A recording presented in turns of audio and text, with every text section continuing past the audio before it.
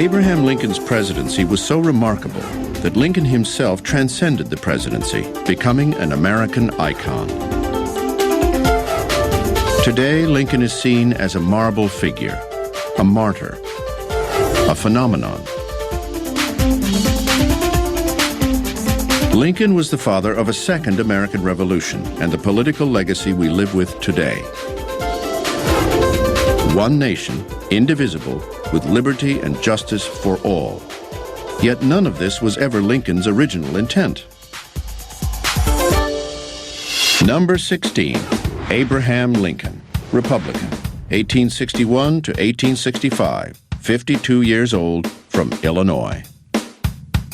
Lincoln was a conservative in the sense that he wanted to preserve and restore the Union as it had existed before the secession of the southern states and the beginning of the war. But the very events of the war pushed him step by step to the left, toward a more radical position, which eventually became revolutionary. Lincoln was not the great emancipator. He becomes the great emancipator, to some extent against his own intention.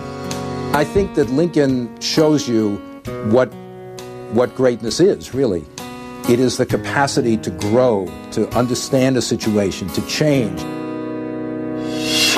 In Lincoln's lifetime, people either loved him or hated him. One thing they couldn't do was ignore him. He was very magnetic. He drew people to him, young people, especially young men who were active in politics, thought of him as a god. He had a famous sense of humor. He had an amazing storehouse of anecdotes and jokes for every occasion. It would drive some people crazy, even as president. He would have a story ready that would illustrate a point. Hidden behind the humor was a very complex man. Lincoln obsessed over matters and often suffered prolonged periods of sadness, frustration, and even despair.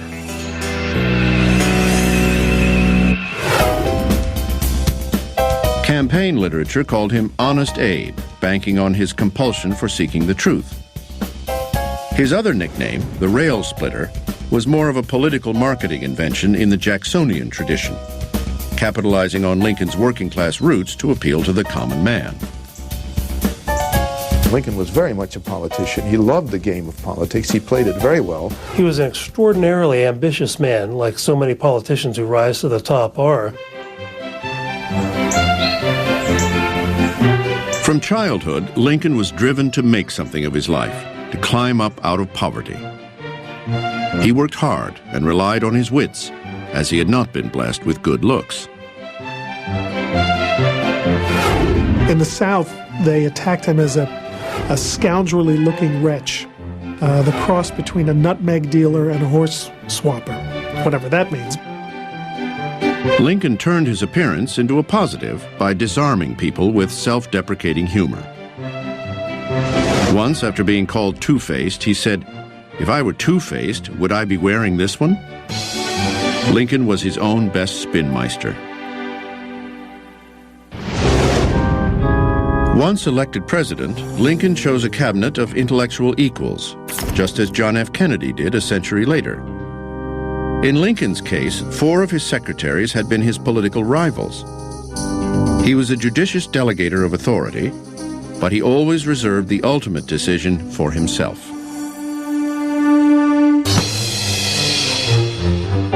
Lincoln's election had been a political disaster for the Southern slave power, but his initial intention was just to halt the expansion of slavery into the Western territories. He said, if I could save the Union without freeing a single slave, I would do that. If I could save it by freeing some and leaving others in bondage, I would do that too. He never had anything but moral outrage about it. But he, like most anti-slavery men, felt that the way to kill it, the way to destroy the institution, was to contain it and let it suffocate from within.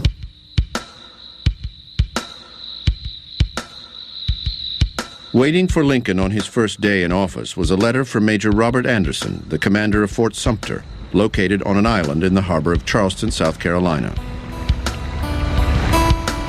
Anderson warned that without a shipment of provisions, he would have to surrender to the rebels. Lincoln had three options. He could order a surrender, an attack, or send provisions. He chose the latter. So basically, Lincoln said to Jefferson Davis, if you let this food go in peacefully, it will be a symbolic manifestation of our sovereignty over this fort, the United States sovereignty. If you stop it, then the burden of responsibility for starting a war will be on your shoulders.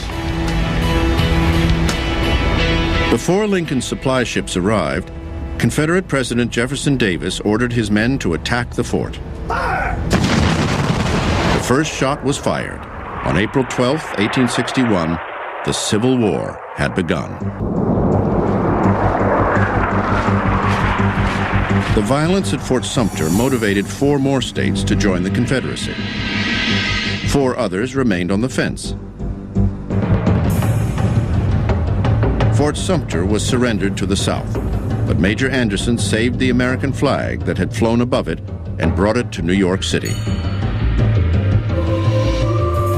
They took that tattered, ripped flag.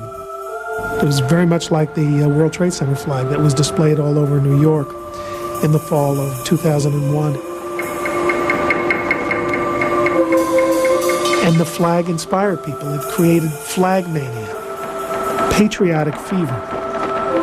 In a way, without Sumter, Lincoln might not have stirred up the Union to a mood that was necessary to fight to restore the Union, to preserve the Union. By an act of shrewd calculation, Lincoln had baited the South into striking the first blow of the Civil War. Yet neither he nor Jefferson Davis anticipated what was about to unfold. It would be the first and only American presidency completely defined by war. Lincoln, who made Thanksgiving a national holiday, was also the first to pardon a turkey at Thanksgiving. He named it Jack.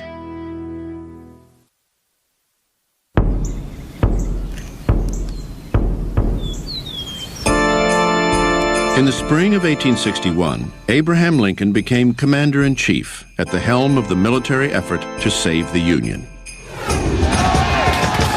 Possessing no military expertise and humbled at the prospect of making life and death decisions, Lincoln gave himself a crash course on military strategy. Lincoln did what any intelligent person would do. He went to the Library of Congress and took out books on military strategy and military administration and taught himself. Lincoln also became personally fascinated with the technology of modern warfare. Within a year, he was well-versed in military tactics and strategy. Yet nothing prepared Lincoln for the problems he was to experience with his generals. In August of 1861, Lincoln was furious upon hearing that Major General John C. Fremont had issued an emancipation proclamation in the border state of Missouri, becoming the first to free slaves owned by Confederates.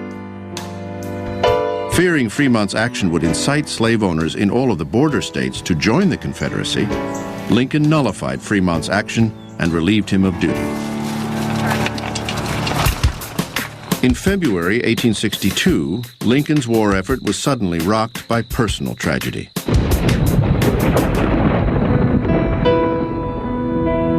His 11-year-old son, Willie, died from typhoid fever. I think Lincoln saw most of himself in Willie and just never quite escaped from the veil of very deep melancholy that enveloped him in 1862. In an effort to properly mourn their son's death, the Lincolns decided to temporarily leave the White House and move to the Soldiers' Home, an asylum for wounded soldiers in Northwest Washington. Finding themselves at peace there among the soldiers, the Lincolns adopted the home as their summer residence, turning Lincoln into a commuter for 1/4 of his presidency. From then on, the war consumed Lincoln. He worked night and day, 7 days a week, 18 or more hours a day. He was so anxious to stay on top of the latest war news, he would sometimes stay late or even all night at the U.S. Telegraph Office. In April 1862, exactly a year after Fort Sumter, the Union Army won a major, critically important victory at the Battle of Shiloh. But it came at a horrendous cost. Nearly 24,000 men were killed, wounded, or missing after the battle. Carnage triggered a turning point when Lincoln and others realized they were going to have to wage a total war. He privately recognized the need to refocus the purpose of the war from merely preserving the Union to addressing the greater moral issue of slavery. In July of 1862, Lincoln confided to his cabinet that he was prepared to surpass the legal powers of the presidency and exploit his unique wartime power as commander-in-chief. He announced his intention to abolish slavery in the rebellious states, not only to undermine the Confederacy's economic strength, but to end slavery in America forever. On September 22, 1862, Abraham Lincoln issued his Emancipation Proclamation to the public. This war, which began as a conservative effort to restore the status quo antebellum, evolved into a revolutionary war to destroy the Old South and its social and economic system. That's the transformative moment in American history. That's the second Declaration of Independence. That's the moment when Lincoln reaches the level of the Founding Fathers, where he fulfills the promise of the Declaration that had been so long denied to so many millions of individuals who had been denied freedom.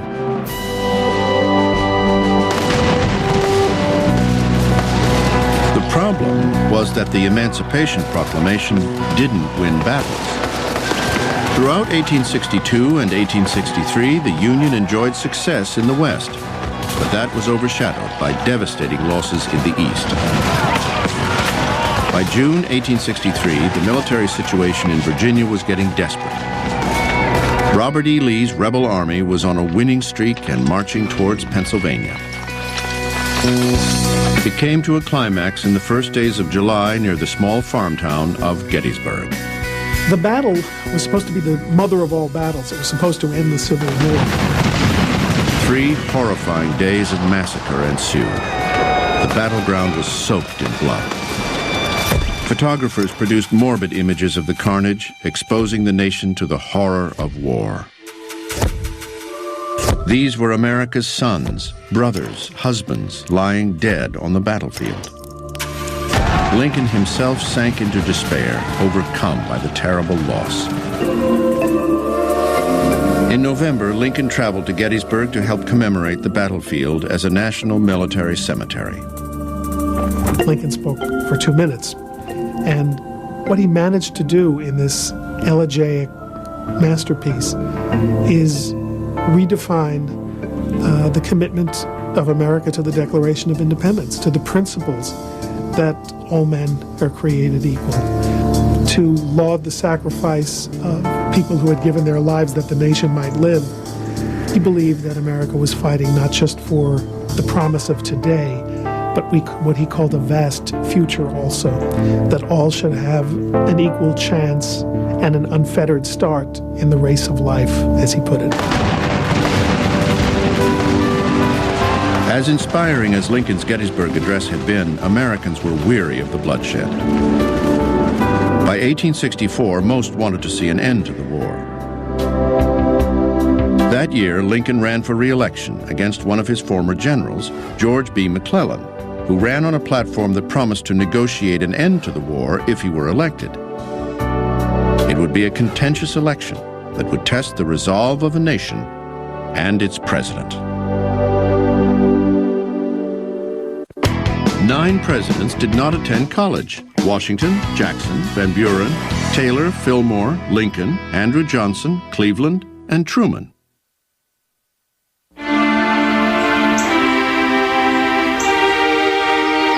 In the fall of 1864, Abraham Lincoln was running for his political life against General George B. McClellan. It was a time when Americans could have ended the war by casting their ballots for McClellan, who'd campaigned on a platform that implied he would negotiate an end to the war and, possibly, repeal the Emancipation Proclamation. But Lincoln is not willing to take those steps that some people say would guarantee his reelection. Rescinding the Emancipation Proclamation, agreeing to an armistice with the South, agreeing to recognize the Southern Confederacy. When he did refuse to back away, it looked like it would be at the cost of his reelection, because it looked like he would be defeated. Looking back, it seems inevitable Lincoln's going to win. But it certainly didn't appear that way in 1864. 2 months before the election, the tide turned for Lincoln. General William Tecumseh Sherman had burned Atlanta and would, 10 weeks later, begin his infamous March to the Sea. Suddenly, the Union Army had momentum, and so did Lincoln. Even though America was engaged in a terrible, bloody war, so many casualties, just unimaginable bloodshed and devastation, he still won 56% of the vote in the loyal states in 1864. That in itself is an extraordinary testament to people's faith in Lincoln. It was a bittersweet victory. The misery of the war had taken its toll on Lincoln, emotionally and physically. It's hard to find an American president who aged more than Abraham Lincoln did in 3.5 years. I think what you see in his face is knowing that he bore some of the responsibility for this whole disaster.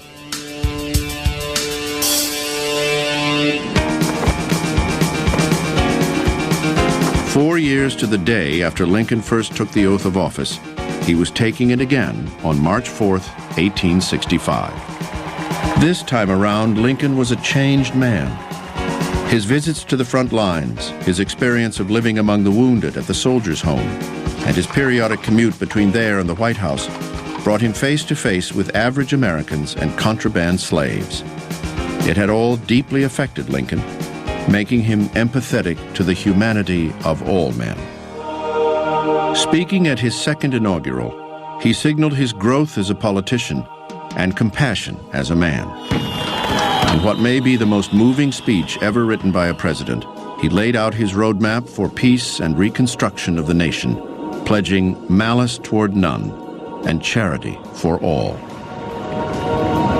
He's talking about democracy. He's talking about liberty. He's talking about the necessity of coming to terms with the legacy of slavery for American history.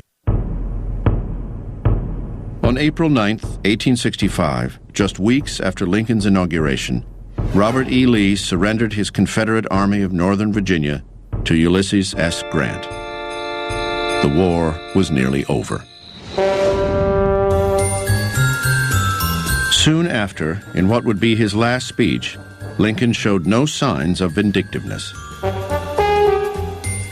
Echoing the same themes from his inaugural address, he called upon the nation to heal itself. He spoke about giving favorable terms to the South, and for the first time in public, about granting the black man the right to vote. It would be very easy for Lincoln to say at the end of the war, when Union victory is completely guaranteed, God's on our side. This is what presidents nowadays say. They know what God believes. They got a direct pipeline. Lincoln doesn't do that. Lincoln says, we don't know what God's will is, so we've got to rely on our own judgment.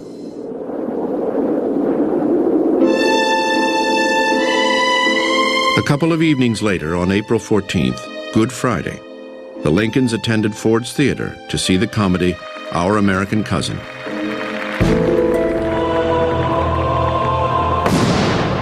It was Lincoln's last night on Earth.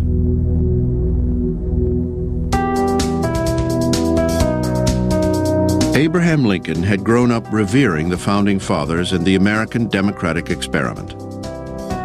It was because of this first revolution that Lincoln was able to enjoy political freedom and equal opportunity.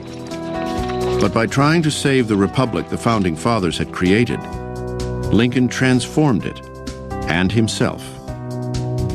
Lincoln faced the greatest crisis the country had ever seen, and he rises to the occasion. But in rising to the occasion, he changes his views. Lincoln came to see that everyone, no matter what their race, creed, or religion, had a right to live the American dream.